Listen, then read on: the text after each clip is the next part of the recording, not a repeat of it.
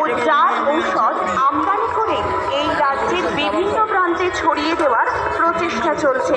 সাধারণ মানুষের জীবনকে ছিনিমিনি খেলা চলছে। আমাদের প্রশ্ন, প্রয়োজনীয় ঔষধ কিনতে গিয়ে বেশি ছাড়ের প্রলোভনে পা দিয়ে এই ধরনের ঔষধ কিনে ফেলছেন না তো?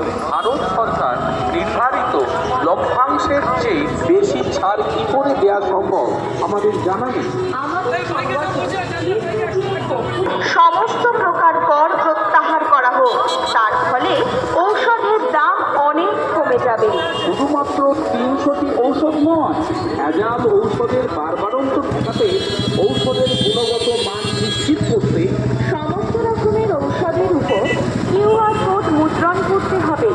জনসাধারণের কাছে বিনীত আপনার ওষুধ জল নয় তো, জীবনে ঝুঁকির পাল্লা করতে ভারী হয়তো, এই জিনিস জীবনদায়ী দামে আপোষ করে নিজেরই হচ্ছে ক্ষতি। বাড়ে আজ ঔষধের ব্যবহার বেড়েই চলেছে। আমরা ঔষধ ব্যবসায়ী হয়ে বর্তমান সময়ে চুপ করে বসে থাকতে পারি না।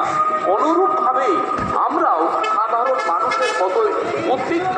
সেই কারণে আজ আমাদের অ্যাসোসিয়েশন পথে নেমেছে সাধারণ মানুষকে সচেতন করার জন্য।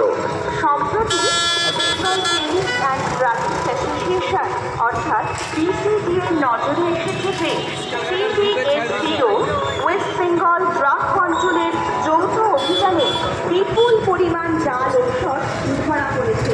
অতিরিক্ত মুনাফা লোভে অন্যান্য রাজ্যগুলিতে নিম্নমানের ও জাল